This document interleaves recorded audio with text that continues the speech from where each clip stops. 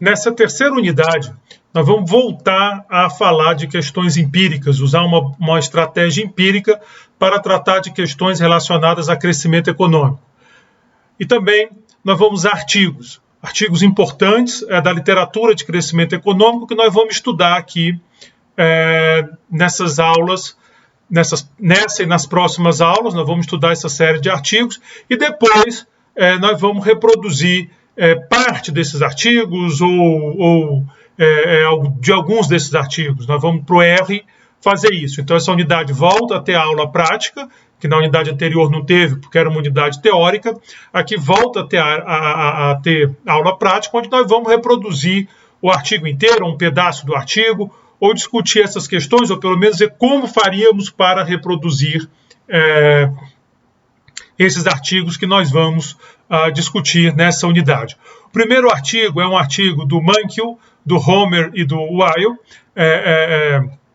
O Mankiw é o Gregory Mankiw, lá do curso de Introdução à Economia, que provavelmente vocês estudaram. O Homer é o David Homer, são economistas famosos, e eles fizeram esse artigo tentando olhar o modelo de solo com capital humano e ver como ele explica os dados dos países. O segundo artigo que nós vamos estudar é um artigo do Robert Barro, que tenta entender quais são as variáveis relevantes ou não, incluído, óbvio, capital humano, para explicar o crescimento dos países. Esses dois artigos são ali do começo dos anos 90, claro que já tem um tempinho, mas são artigos que meio que abriram, deram rumo para a literatura de crescimento econômico. Então, qualquer curso de crescimento econômico que tem essa abordagem empírica vai ter que olhar para esses artigos. Então, eu creio que vale a pena ler os artigos, tanto creio que coloquei no curso.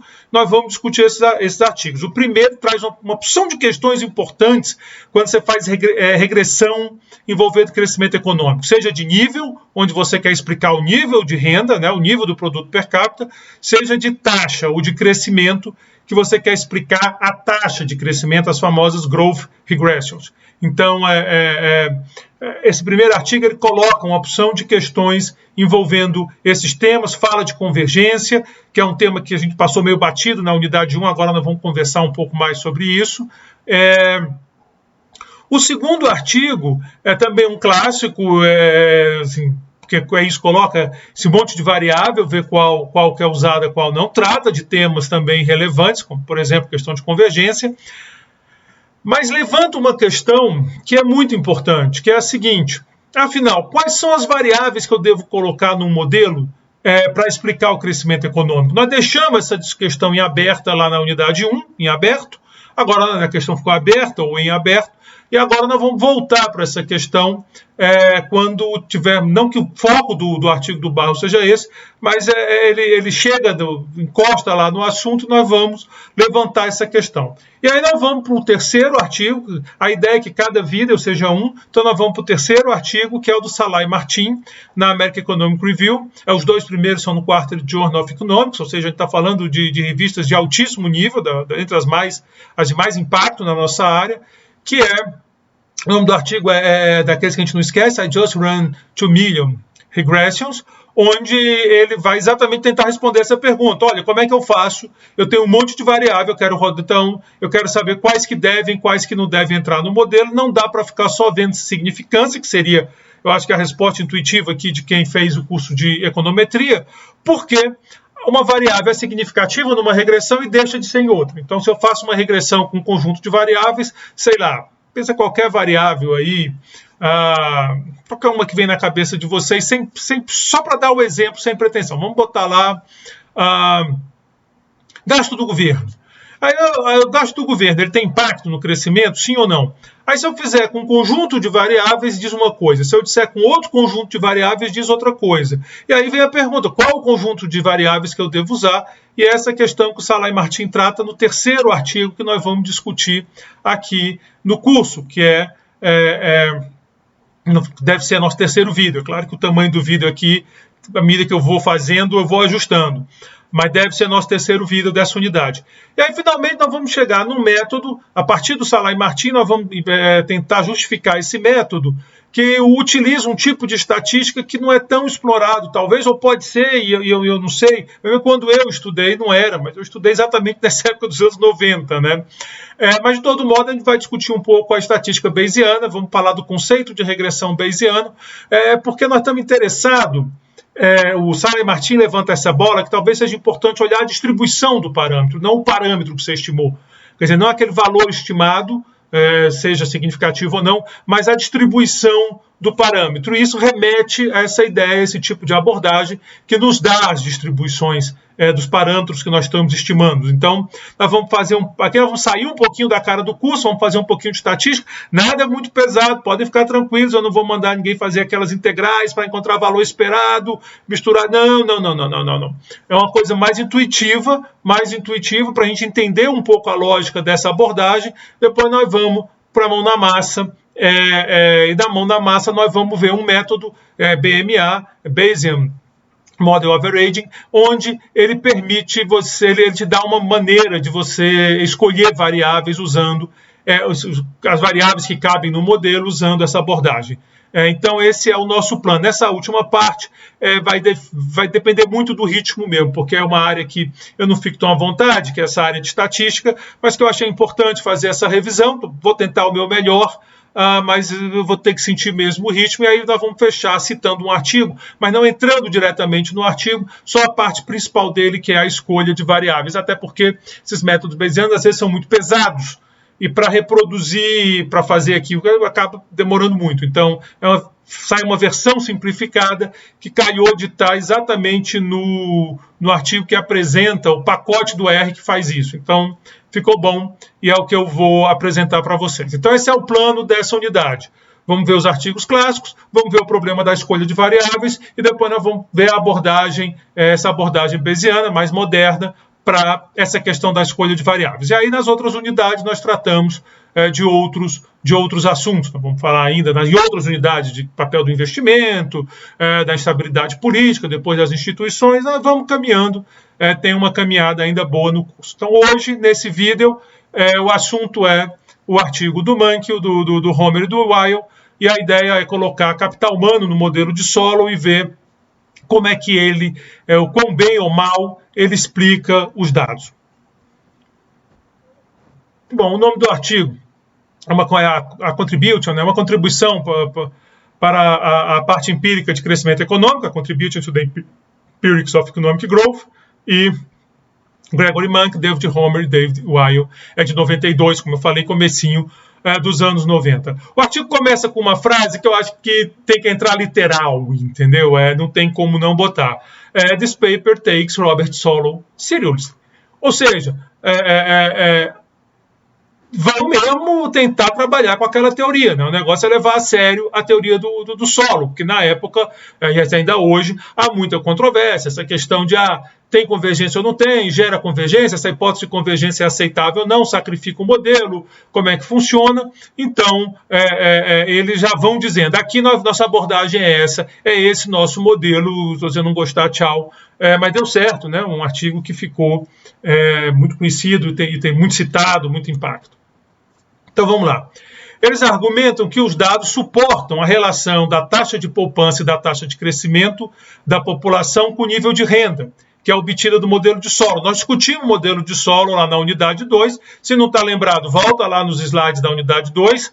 Se não lembra de jeito nenhum, assiste o vídeo lá, porque isso é fundamental. Modelo de Solow, a taxa de poupança, a taxa de crescimento da população influencia o nível de renda. O crescimento é outra história, mas o nível de renda tem essa influência. Então, eles vão dizer que os dados, essa relação aparece entre nível de renda e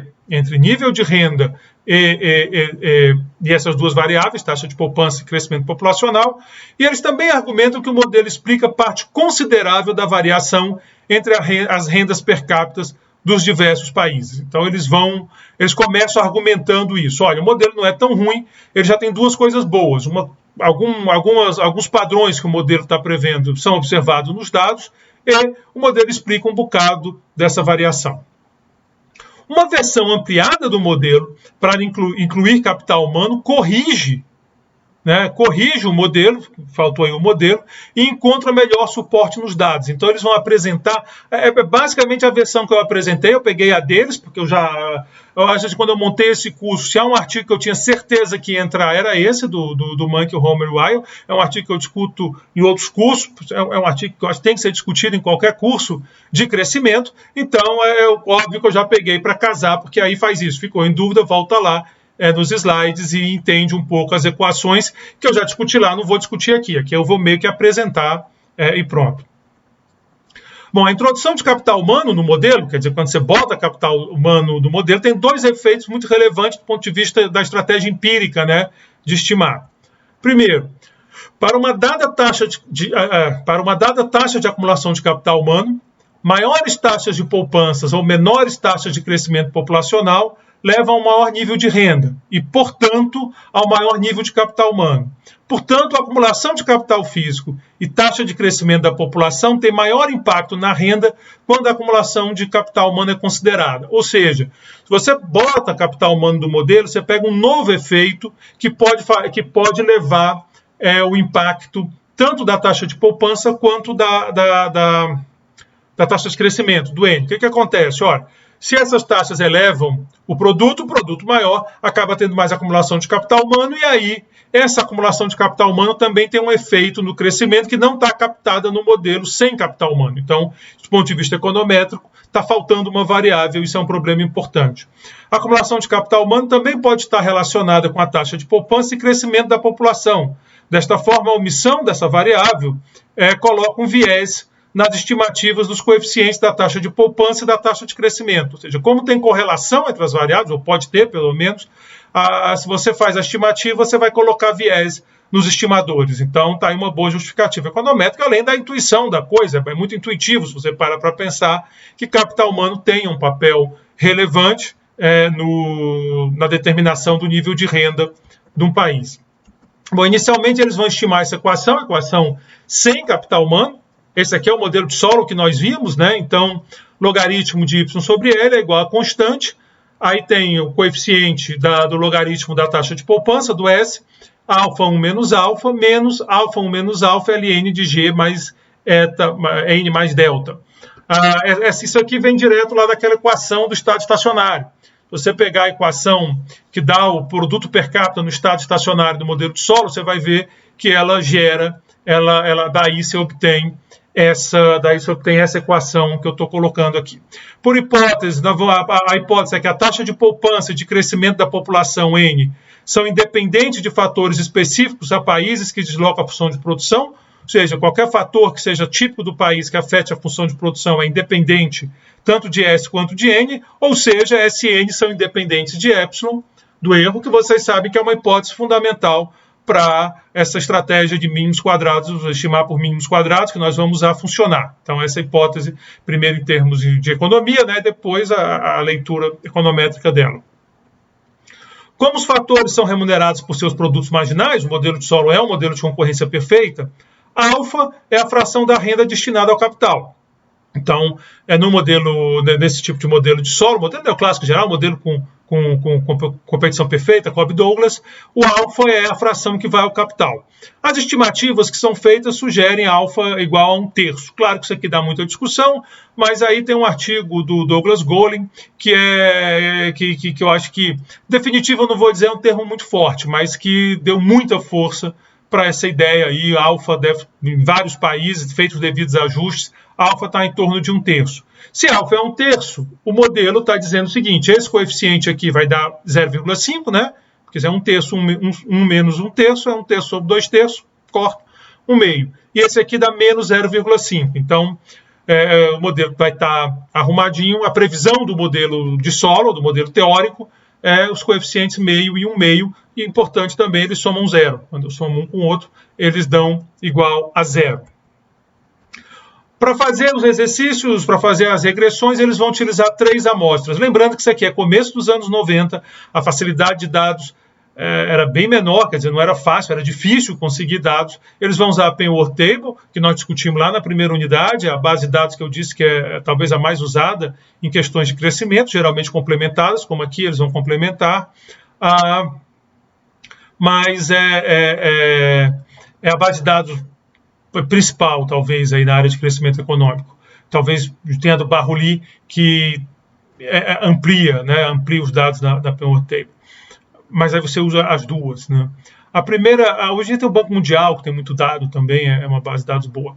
Bom, a primeira amostra inclui todos os países da Penworth Table com dados disponíveis, excluindo os países que têm a produção de petróleo como principal indústria. E aqui é porque esses países petroleiros, de petróleo, a dinâmica deles está muito associada ao petróleo, a dinâmica econômica deles, então é muito difícil tentar ele dá distorção quando você coloca nessas regressões. Então, a primeira amostra, a amostra básica dele, exclui os países que têm no petróleo a sua principal indústria.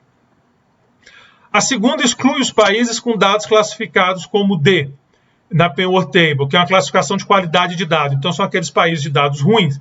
E também exclui os países com menos de 1 milhão de habitantes em 60. E aqui a questão países muito pequenos também são muito sujeitos a variações idiosincráticas, você tem um efeito que dá uma confusão danada, então você tira essa turma, né? Eu particularmente, todo trabalho que eu faço, mesmo que seja assim de blog, eu limpo, tiro esses países muito pequenos, porque dá muito ruído mesmo. São 75 países, então na primeira 98, aí ele pega, da primeira ele dá uma limpada, 75, e finalmente a terceira ficou um M aí sobrando, mas são os 22 países da OCDE com mais de 1 milhão de habitantes. Então, primeira é a amostra maior, 75 é a intermediária. A da OCDE é uma amostra pequena, claro que a gente sabe que é muito pequena para tirar muita conclusão, mas está aí para fazer alguns contrapontos. Então, essa amostra da OCDE é a nossa terceira amostra. Então, quando tiver as tabelas vão ter 3 colunas, uma para cada uma dessas amostras. Aqui está nossa primeira tabela, a estimativa daquela regressão, né? Quer dizer, se você fez o curso de econometria, eu espero que tenha feito,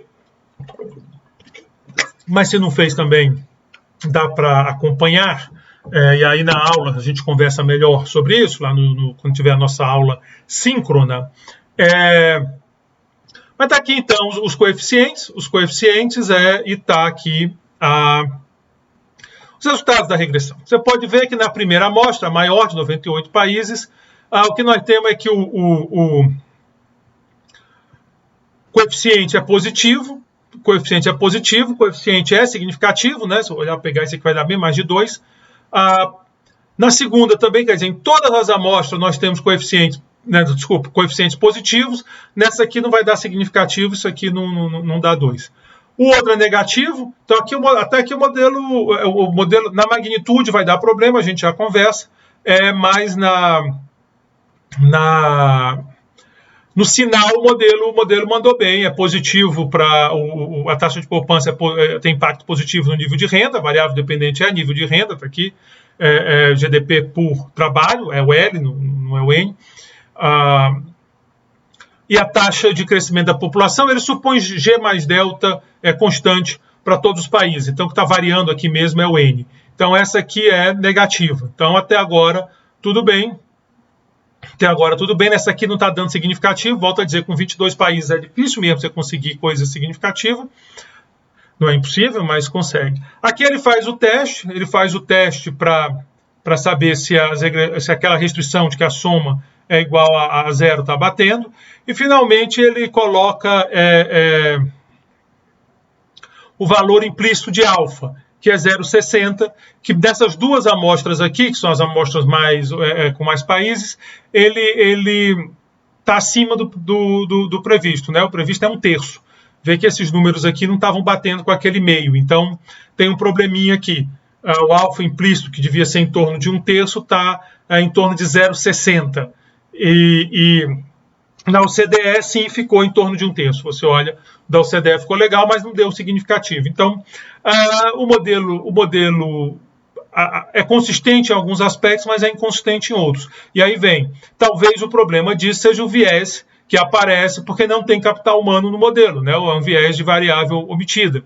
Então, esse pode ser o problema que tenha levado a distorção aqui nessas estimativas. É isso que está na cabeça deles, é essa a discussão deles. E aí vocês vão ver na construção da teoria com a abordagem empírica. Essas coisas andam juntas, né? Às vezes a gente acha, não, só a teoria importa, pessoal que gosta mais de teoria, das matemáticas, tem, negócio é teoria, esse negócio empírico não é assim, os testes não dá para fazer. Mais hoje, né, em tempos de pandemia, que a gente fica aí olhando os caras da medicina, né, tem que ter o duplo cego, tem que ter o controle, o tratamento. Imagina, aqui não tem controle, tratamento, e aí melhor, isso aí não vale nada. Aí vamos fazer teoria. E o pessoal de dados que, negócio de teoria não vale nada, isso aí é pontar quebra-cabeça, é desafio intelectual, mas tem que ter abordagem, e aí tem um pessoal que acha que nem devia ensinar mais teoria, devia ser tudo em cima de dados. Me parece que o bom senso não diz isso, parece que a boa prática diz que anda os dois juntos, porque a teoria guia. Mas você não sabe nem que dado coletar. Qual dado que eu vou coletar se não tem teoria? Qual o dado relevante? Número de gols no campeonato nacional? Altura média da população? Peso médio da população? Quais são os dados que eu vou colocar? Aí usa aí uma técnica de machine learning e não sei o quê, e o algoritmo que te diz os dados. Eu talvez assim, eu sou um pouco mais velho, mas eu acredito que a boa pesquisa, ela combina a teoria e os dados, né? Eles têm uma... Você olha os dois lados, e aqui nós estamos vendo um bom exemplo disso. Você propõe um modelo, é um modelo teórico, um modelo de solo, então, guiado por esse modelo, ele faz as regressões, ele percebe que os resultados não são muito ruins, não são de todo ruins, mas também tem limitações, e daí eles passam para dizer, olha, o que a gente pode fazer? E aí dizem, olha, capital humano, então volta para a teoria, nós já discutimos lá, e volta depois para os dados. Vale sim reparar que o R2, nas duas regressões de mais amostras, ele é na faixa de 0,60. Isso não acontece aqui nessa outra. Nessa outra explica muito pouco. Mas nessa aqui você está explicando mais ou menos 60% da variação entre a renda dos países, que é um valor razoável, Vamos lá, resultados favoráveis ao modelo solo, então um pouco o que eu já antecipei, mas só para ver se eu não esqueci nada.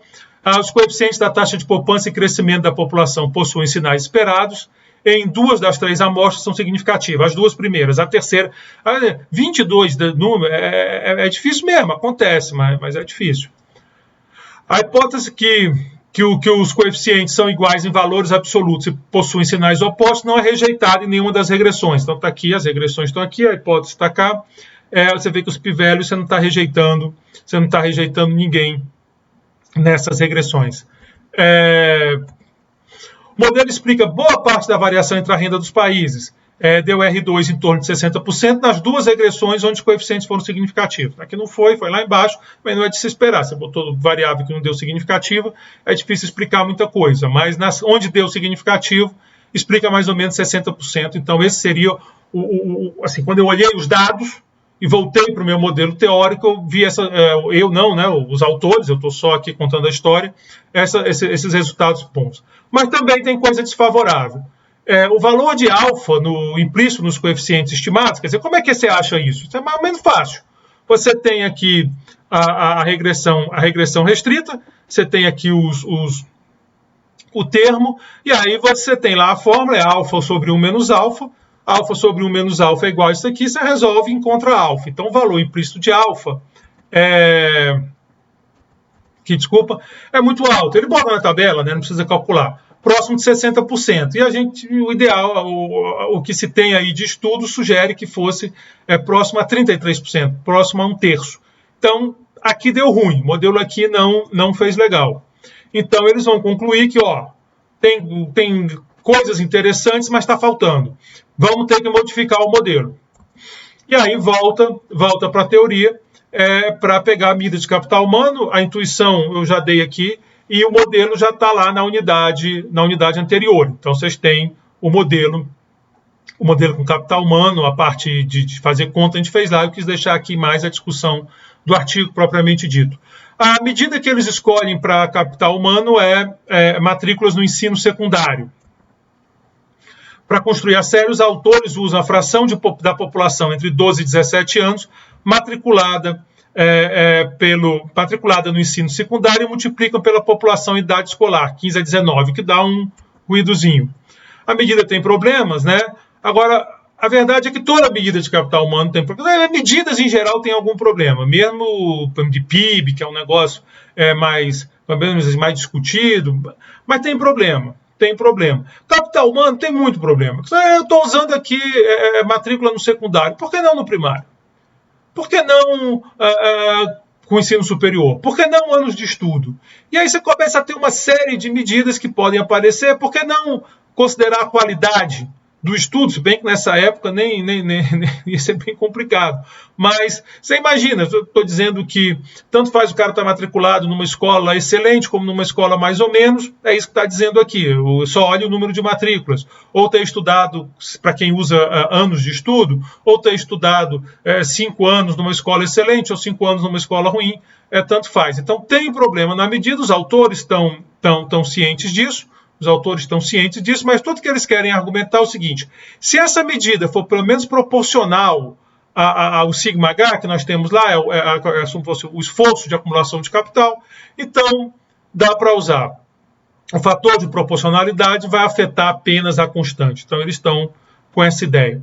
A medida de capital humano construída pelos autores tem correlação 0,59 com taxa de poupança, então aí tem uma correlação bem razoável, e de 0,38 com a taxa de crescimento da população. Então ela tem correlação com as outras variáveis, logo ela pode afetar de forma substantiva aquelas estimativas realizadas, exatamente aquilo que a gente falava lá no começo do vídeo.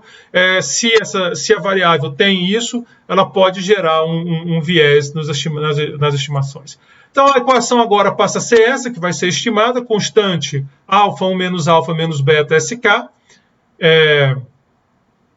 menos alfa mais beta 1 menos alfa menos beta G, até aqui é parecida, né? É parecida. Que multiplica beta 1 menos alfa menos beta ln de H estrela mais E. Eu devia ter posto a função de produção, mas volta lá nos slides do começo da unidade anterior, que tem todas essas funções de produção, nós fizemos o modelo todo lá, mas eu devia ter feito. Aqui o H estrela é porque na estrutura do modelo o que tem como se fosse o esforço de acumulação, né? A poupança que toma forma de capital humano. Esse é o que está no modelo. Mas como a gente usou uma variável, talvez seja proporcional, espera-se que seja pelo menos proporcional, muda um pouquinho, aí ele preferiu botar esse H estrela em vez do SH. Se quem for ler o artigo vai ver que ele comenta isso e explica. Mas, de novo, desde que seja proporcional, a coisa está funcionando. Bom, aqui nós temos, então, o modelo, nosso modelo estimado, agora com a variável de escolaridade, né, que é aquela que nós temos. Então, o modelo continua, a dependente continua sendo o PIB por trabalhador.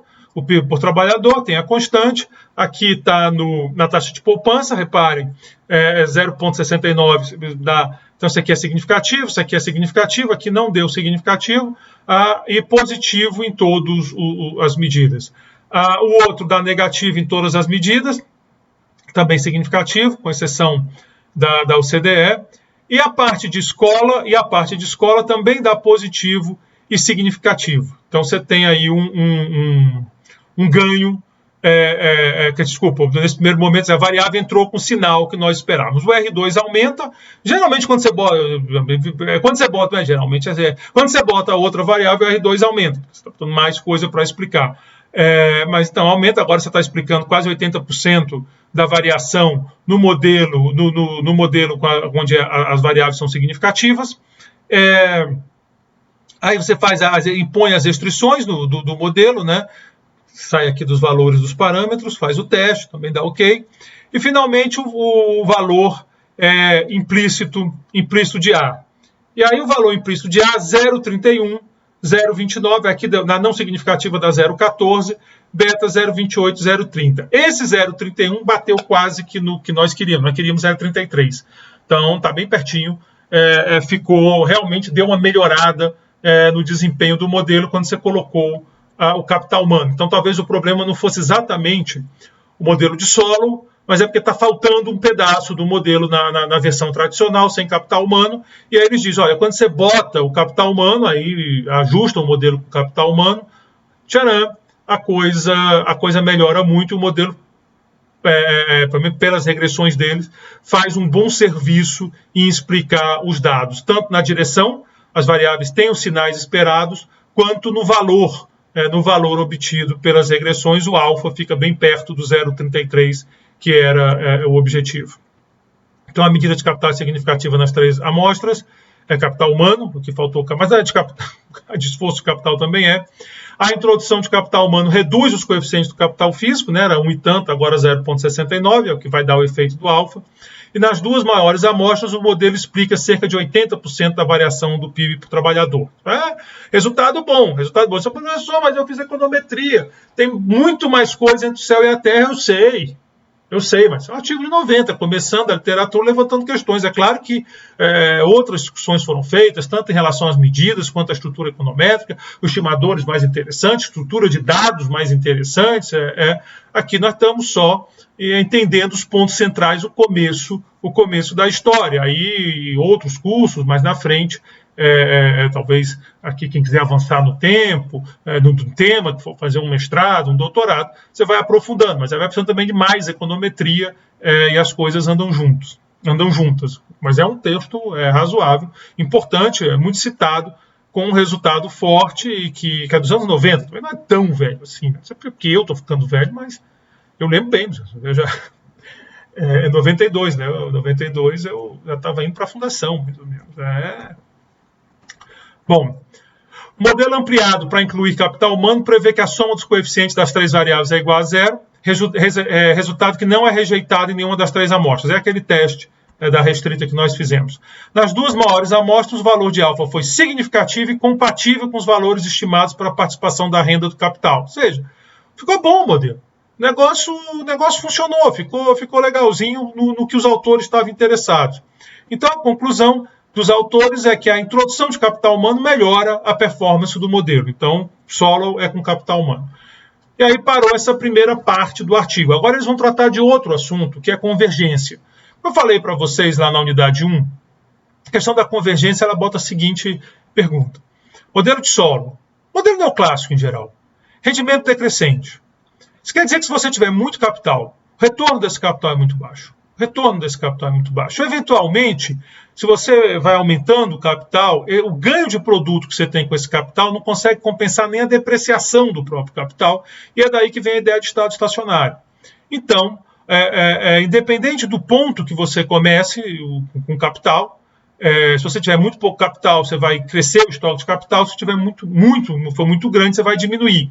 E isso é o tal processo de convergência. Como o capital converge, o produto também converge. Então, haveria um processo de convergência. Quando eu pegar esses dados aqui, eu deveria encontrar uma relação negativa entre as taxas de crescimento e o produto per capita inicial, já que o produto per capita, ou por trabalhador, depende desse estoque de capital. Então, a ideia é que países pobres tem mais retorno do capital, não precisa nem pensar em economia aberta não, viu? Nós discutimos lá o fluxo de capital com o Lucas, mas aqui você pode pensar no incentivo interno.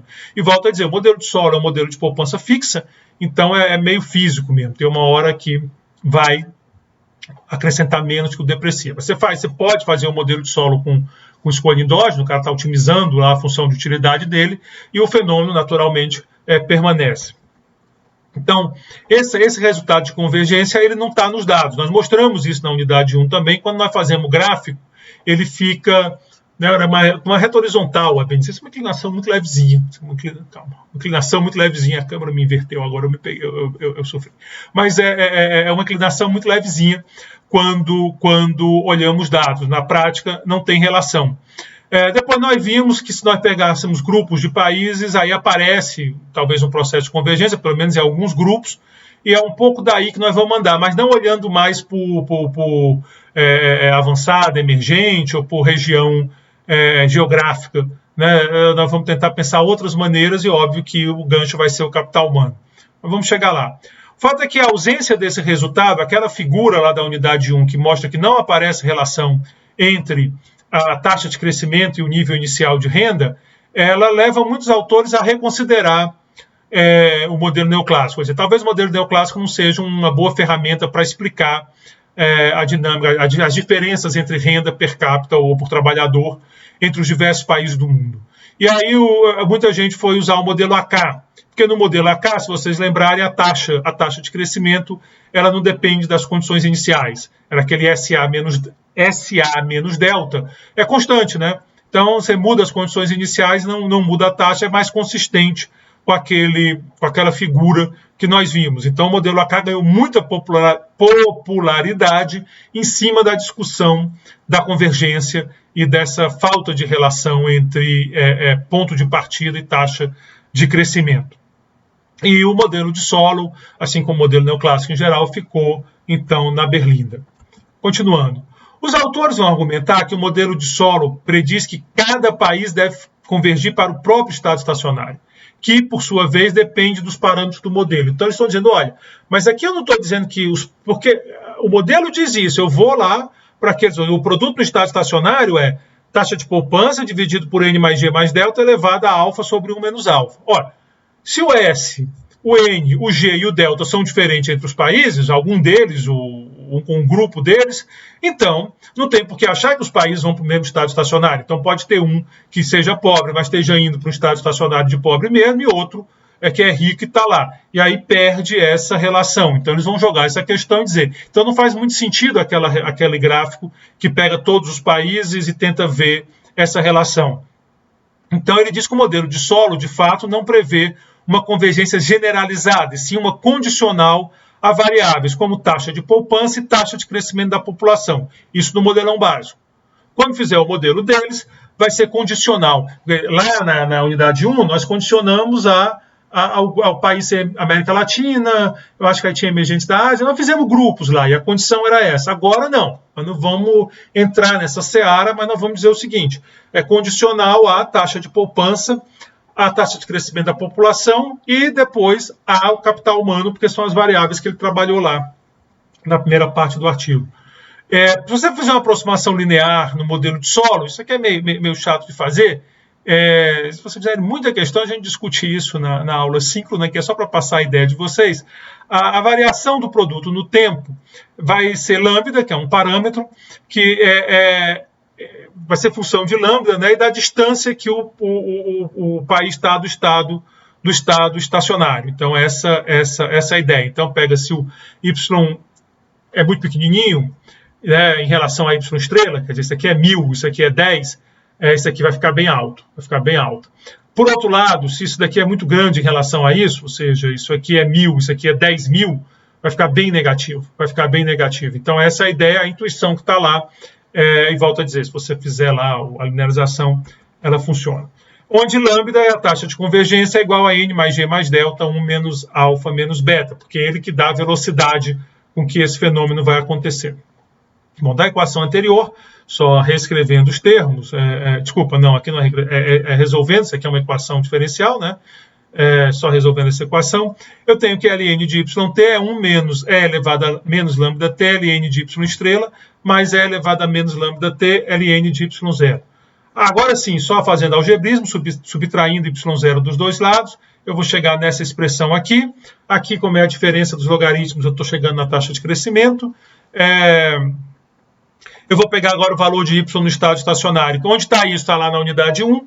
Lá na unidade 1 vocês vão encontrar o valor de y no estado estacionário. Substitui aqui o valor de y no estado estacionário e você tem essa equação grande de crescimento que já inclui todas as variáveis. Então você está vendo agora que a taxa de crescimento não depende mais só de y0. Lá na unidade 1 dependia. Se eu usar o modelo de solo, vai depender de SK, N mais G mais delta. O modelo de solo ampliado, SK, SH, que é a poupança em capital humano, e N mais G mais delta. Então, é daí que ele vai fazer. Ele vai testar primeiro só taxa contra o y0, depois contra o modelo básico e depois contra o modelo ampliado. Agora, antes da gente passar para as regressões, tem um ponto importante para a gente olhar. Quando eu faço regressão em nível de renda, a variável dependente é o PIB per capita por trabalhador. E aí, você está supondo, para a regressão fazer sentido, que os países estão no estado estacionário, ou pelo menos que o desvio do estado estacionário são aleatórios. Então, é uma hipótese para aquela regressão funcionar. Na regressão de crescimento, a variável dependente é a taxa de crescimento. Aqui você não supõe estado estacionário. Vejam que eu estou estudando exatamente a diferença do estado estacionário. Então, estou em algum YT, cadê? eu estou em algum YT que não é o estado estacionário. Então eu não estou só em Y estrela como eu estava lá no outro. Eu uso o estado estacionário como referência, mas a economia pode estar fora do estado estacionário. Bom, então voltamos para essa questão. Então isso é um ponto forte. Então eu vou trabalhar com regressão de taxa, porque é meio forte supor que os países estão em estado estacionário. Bom, acontece que se o A0, né, o A0 está aqui, implícito aqui no Y0. Se o A0, quer dizer, o ponto de partida lá do A, for diferente para cada país, então ele vai entrar no erro.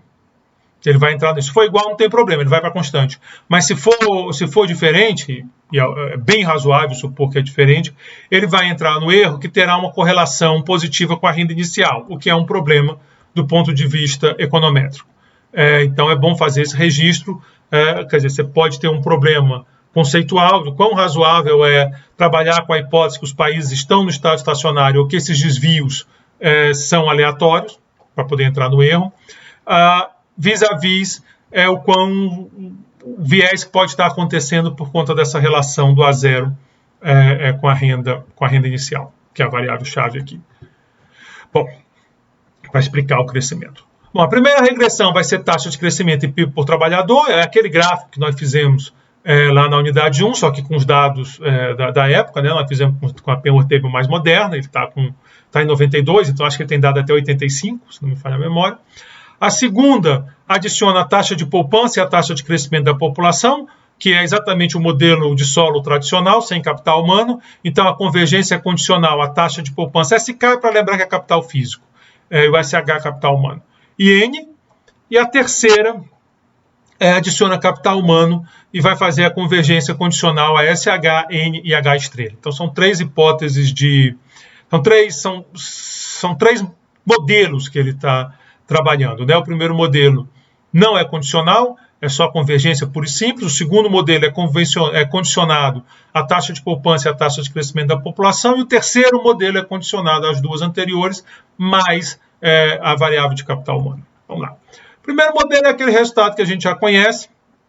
Esse até chegou aqui num negativo, aqui deu positivo, mas esses dois aqui, que são as amostras aqui, as amostras maiores, não deu significativo. Aqui dá significativo, mas na amostra da OCDE dá...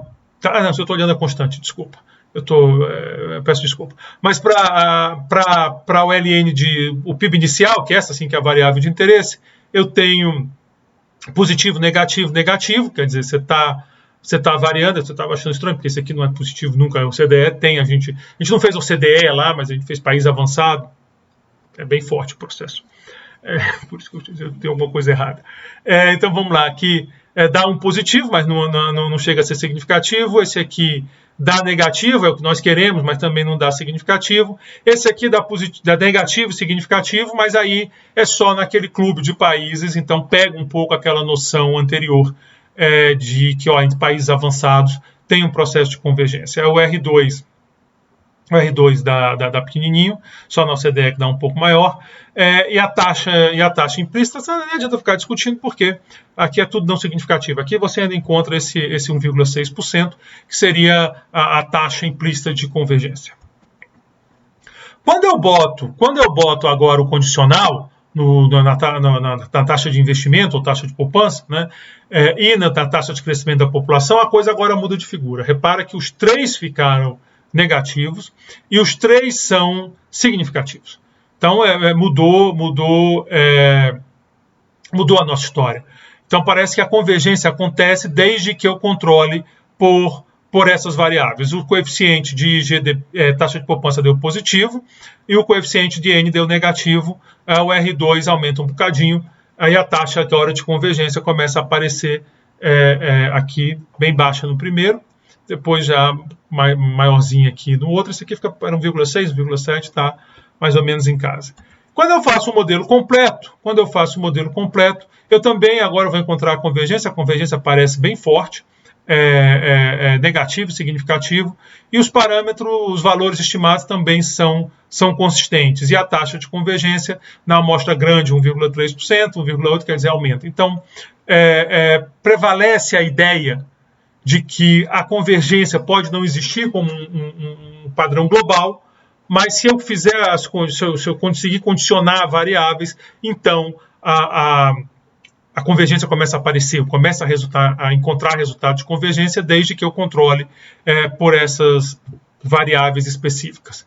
Então, é na tabela 3, que é a final, que é o modelo deles, propriamente dito, o coeficiente da renda... Não, desculpa, a tabela 3 é a primeira das que eu mostrei, é aquela do modelo mais simples, ele só é significativo na amostra da OCDE.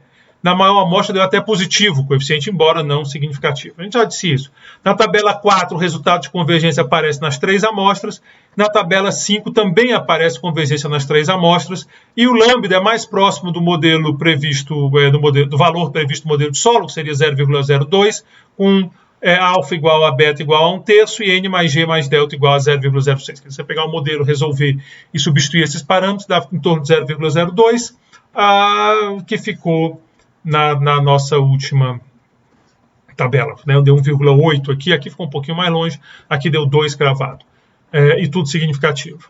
Bom, a conclusão dos autores, então, é que, de forma mais geral, os resultados indicam que o modelo de solo é consistente com a evidência internacional, se for reconhecida a importância do capital humano, bem como do capital físico, e por que não dizer da taxa de crescimento populacional. Então, há uma consistência do modelo, mas tem que ser condicionado àquelas variáveis. Aquela regressão que nós fizemos lá na unidade 1, e que muita gente olha para começar a discussão, ela está com esse problema porque ela não condiciona e o modelo condiciona, porque lá no modelo o estado estacionário ou a taxa de crescimento é condicionado a esses parâmetros. Então, esse é o modelo do Monkey, Homer e Weil. Espero que peguem a estratégia, a discussão, como é que eu faço.